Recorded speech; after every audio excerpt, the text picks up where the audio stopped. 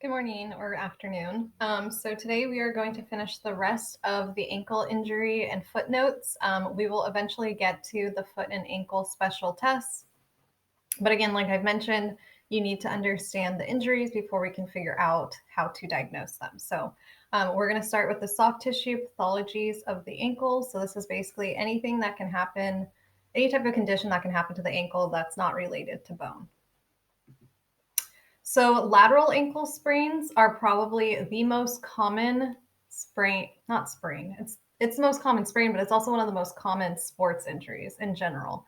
And basically, what happens is your foot is put into inversion, and your foot is also in plantar flexion. So if you think about how you just would naturally roll your ankle inward, just anatomically, it's common. And that's just because if you look at this image right here, if you were to bring your foot into inversion, which means your heel's going to go this way and your foot's going to go in, you don't have anything blocking you down here. So if you remember, your lateral malleolus is much longer than your medial malleolus. So if you were to roll it inward, you're not having really anything blocking here. If you were to try to do an eversion sprain, so that means your foot is going outward, you're going to run into this lateral malleolus. So if you imagine this is going outward, it's going to run into that bone. And so it's just not as common.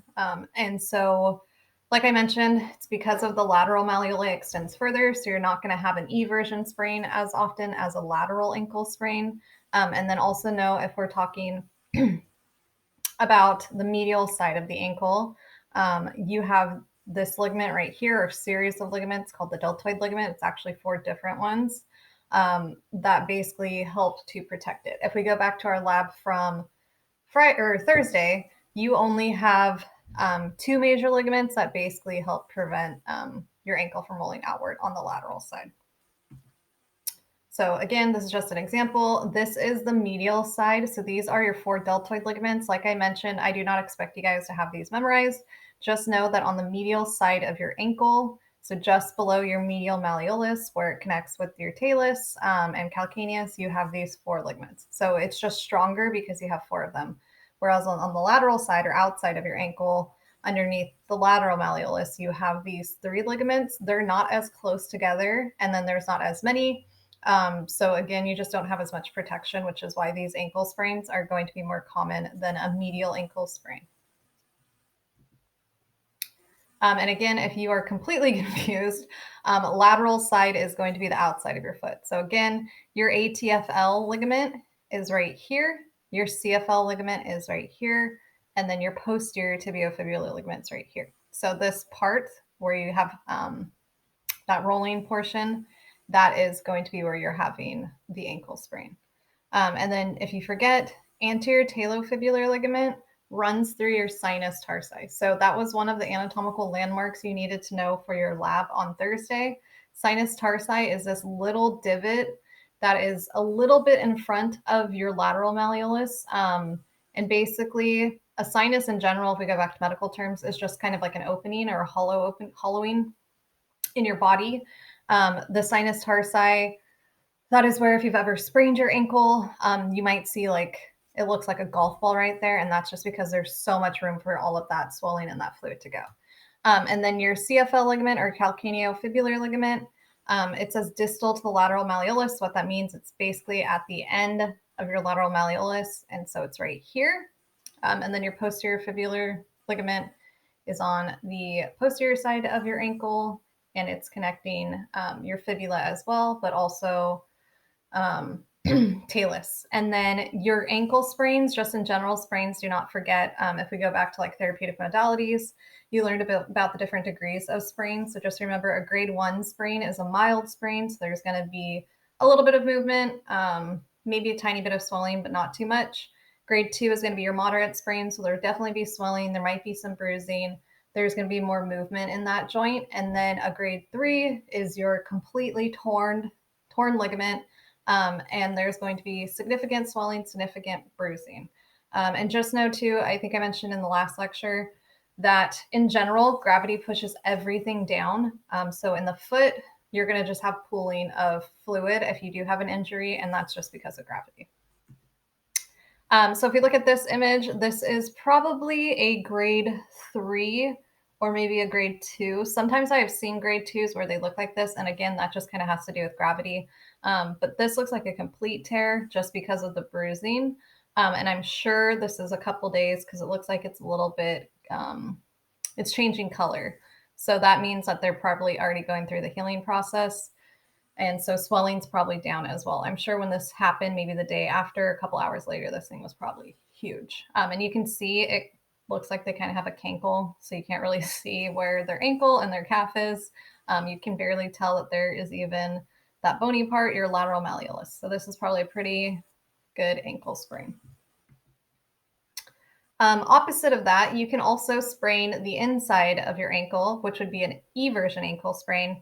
Like I said, this is not as common, and that just has to do with the fact that you have your medial malleolus that extends further. So the ability to roll inward is just going to be a little bit more difficult because this bone sticks down more. And it's more of a rare injury.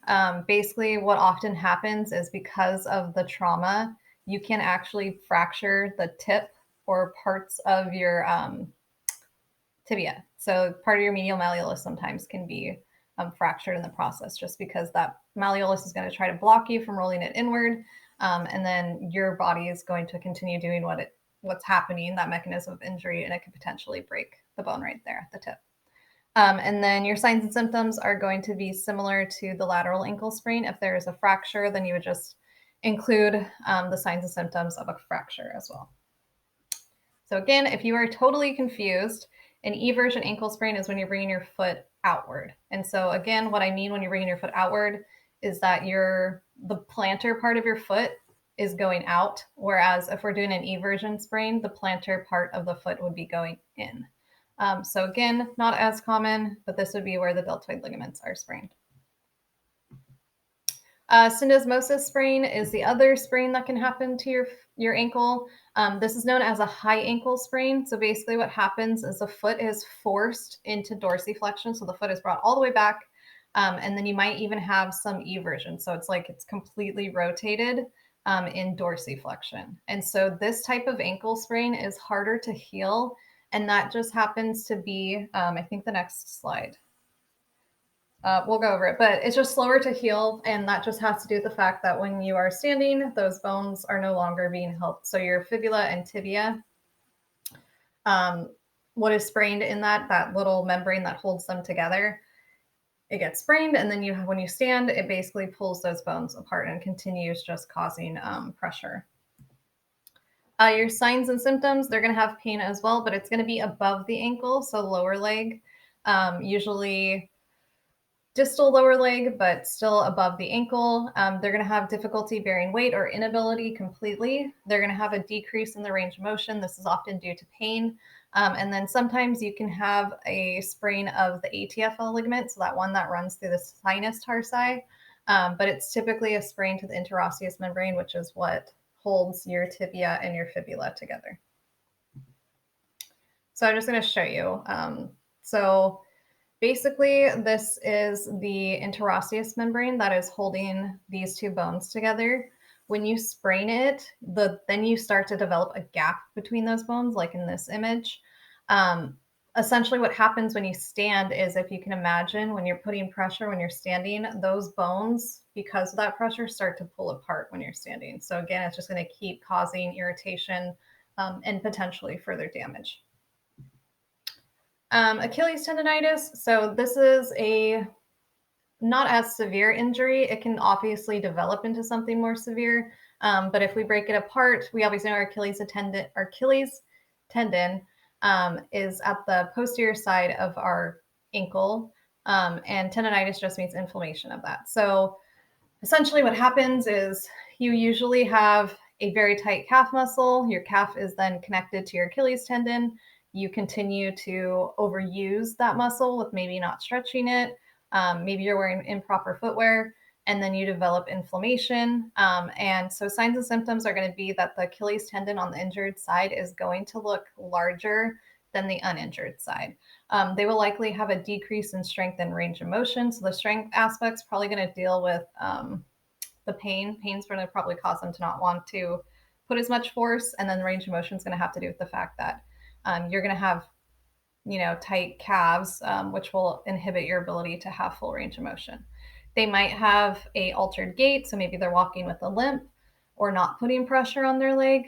Their physical performance is obviously going to be affected. Your Achilles tendon is super important. It's the strongest lever in your body.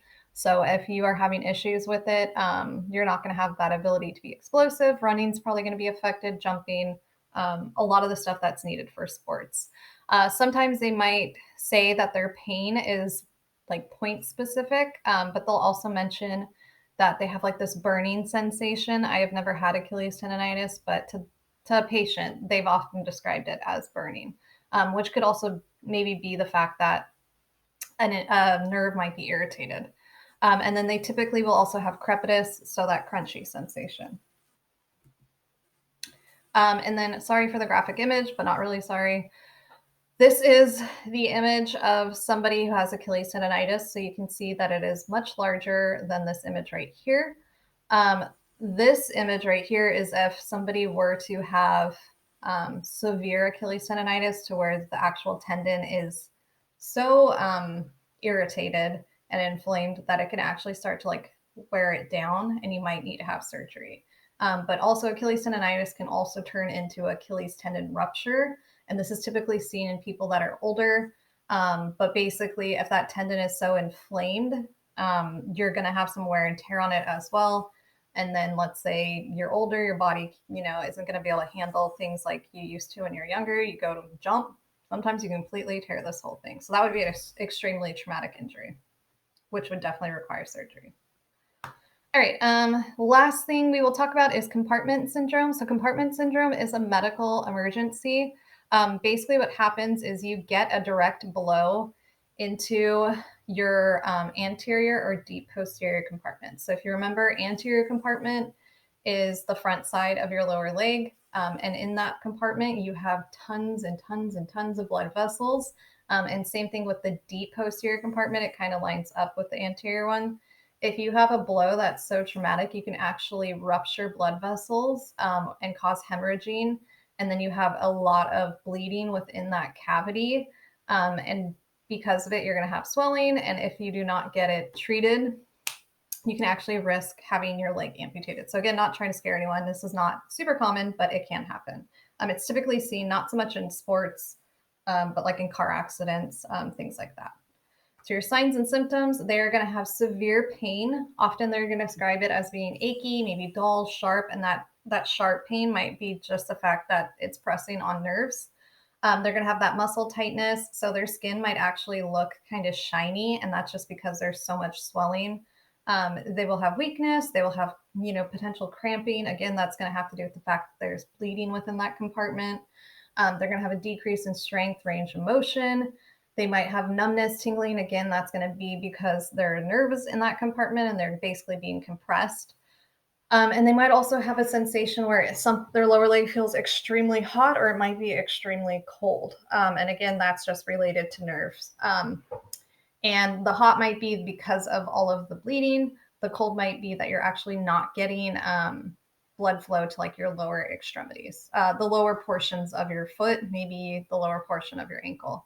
And then, like I said, this is a medical emergency. So I have personally never had to work with anyone with compartment syndrome. There was a girl I did know in college that developed it due to falling, and she wasn't playing a sport. And so she actually had to have part of her tissue in her leg removed, which is called a fasciotomy.